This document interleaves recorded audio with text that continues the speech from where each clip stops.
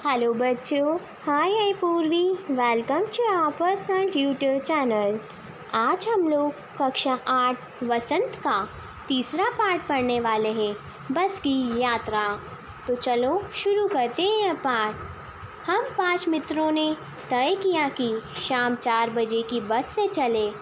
पन्ना से इसी कंपनी की बस सतना के लिए घंटे भर बाद मिलती है, जो जबलपुर की ट्रेन मिला देती है। सुबह घर पहुंच जाएंगे। हम में से 2 को सुबह काम पर हाजिर होना था, इसलिए वापसी का यही रास्ता अपनाना ज़रूरी था। लोगों ने सलाह दी कि समझदार आदमी इस शाम वाली बस से सफ़र नहीं करते। क्या रास्ते में डाकू मिलते हैं? नहीं, बस डाकिन है। बस को देखा तो श्रद्धा उमड़ पड़ी। खूब वयोवृद्ध थी, सदियों के अनुभव के निशान लिए हुए थी। लोग इसलिए इससे सफ़र नहीं करना चाहते थे कि वृद्धावस्था में इससे कष्ट होगा। वह बस पूजा के योग्य थी, उस पर सवार कैसे हुआ जा सकता है? बस कंपनी के एक हिस्सेदार भी उसी बस से जा रहे थे। हमने उनसे पूछा, ये बस चलती भी है? वह बोले, चलती क्यों नहीं है जी, अभी चलेगी। हमने कहा, वही तो हम देखना चाहते हैं। आपने अपने आप चलती है? हाँ जी, और कैसे चलेगी? गजब हो गया, ऐसी बस अपने आप चलती है। हम आगा पीछा करने लगे। डॉक्टर मित्र ने कहा, डरो मत, चलो, बस अनुभवी है। नई नवेली बसों से ज़्यादा विश्वसनीय है। हमें बेटों की तरह प्यार से गोद में लेकर चलेगी। हम बैठ गए। जो छोड़ने आए थे वे इस तरह देख रहे थे जैसे अंतिम विदा दे रहे हैं। उनकी आंखें कह रही थी, आना जाना तो लगा ही रहता है, आया है सो जाएगा। राजा रंग फ़कीर। आदमी को कुछ करने के लिए एक निमित्त चाहिए। इंजन सचमुच स्टार्ट हो गया, ऐसा जैसे सारी बस ही इंजन है और हम इंजन के भीतर बैठे हैं। कांच बहुत कम बचे थे, जो बचे थे उनसे हमें बचना था। हम फ़ौरन खिड़की से दूर सड़क गए। इंजन चल रहा था। हमें लग रहा था कि हमारी सीट के नीचे इंजन है।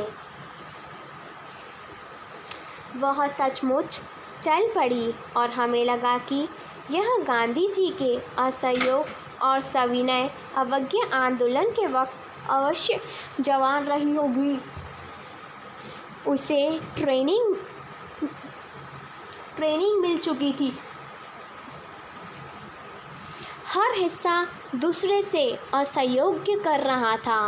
पूरी बस सविनय अवज्ञा आंदोलन के दौर से गुजर रही थी। सीट का बाड़ी से असहयोग चल रहा था। कभी लगता सीट बॉडी को छोड़कर आगे निकल गई है, कभी लगता कि सीट को छोड़कर बॉडी आगे भागी जा रही है। 8-10 मील चलने पर सारे भेदभाव मिट गए। यह समझ में नहीं आता कि सीट पर हम बैठे हैं या सीट हम पर बैठी है। एकाएक बस रुक गई। मालूम हुआ कि पेट्रोल की टंकी में छेद हो गया है। ड्राइवर ने बाल्टी में पेट्रोल निकालकर उसे बगल में रखा और नली डालकर इंजन में भेजने लगा।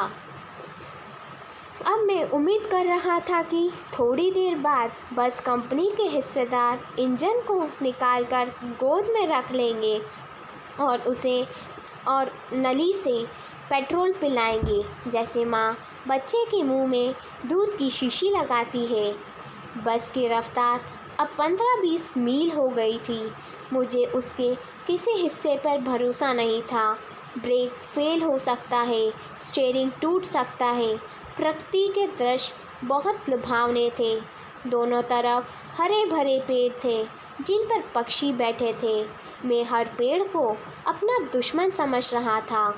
जो भी पेड़ आता, डर लगता कि इससे बस टकराएगी।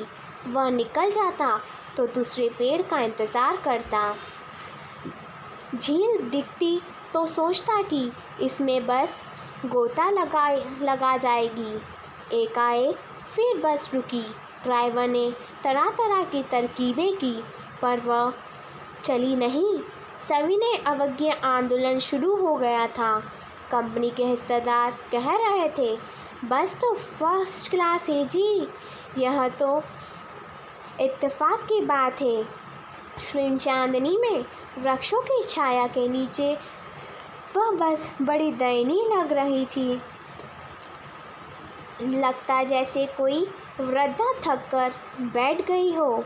हमें ग्लानि हो रही थी कि बेचारी पर लदकर हम चले आ रहे हैं।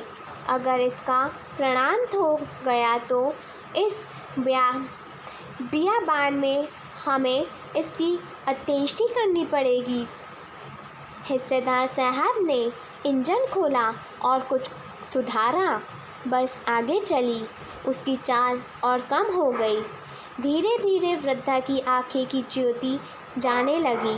चांदनी में रास्ता टटोल कर वह रेंग रही थी। आगे या पीछे से कोई गाड़ी आती दिखती तो वह एकदम किनारे खड़ी हो जाती और कहती, निकल जाओ बेटी, अपनी तो वह उम्र ही नहीं रही। एक पुलिया के ऊपर पहुँचे ही थे कि एक टायर फिस करके बैठ गया। वो बहुत ज़ोर से हिलकर थम गई। अगर स्पीड में होती तो उछलकर नाले में गिर जाती। मैंने उस कंपनी के हिस्सेदार की तरफ पहली बार श्रद्धा भाव से देखा। वह टायरों की हालत जानते हैं, फिर भी जान हथेली पर लेकर इसी बस से सफ़र कर रहे हैं। उत्सर्ग की ऐसी भावना दुर्बल है। सोचा, इस आदमी के साहस और बलिदान भावना का सही उपयोग नहीं हो रहा है। इसे तो किसी क्रांतिकारी आंदोलन का नेता होना चाहिए। अगर बस नाले में गिर पड़ती और हम सब मर जाते तो देवता बाएं पसारे उसका इंतज़ार करते, कहते वह महान आदमी आ गया है जिसने एक टायर के लिए प्राण दे दिए। मर गया पर टायर नहीं बदला। दूसरा घिसा टायर लगाकर बस फिर चली। अब हमने वक्त पर पन्ना पहुंचने की उम्मीद छोड़ दी थी। पन्ना कभी भी पहुंचने की उम्मीद छोड़ दी थी। पन्ना क्यों, कभी भी पहुंचने की उम्मीद छोड़ दी थी। लगता था ज़िंदगी इसी बस में गुजारनी है और इससे सीधे उस लोक को प्रयाण कर जाना है। इस पृथ्वी पर उसकी कोई मंजिल नहीं है।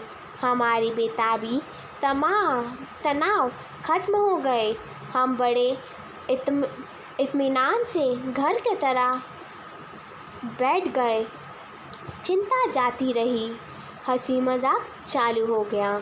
बच्चों, I hope you like this video, and if you have any query related to this video, so please comment in comment box. Thank you.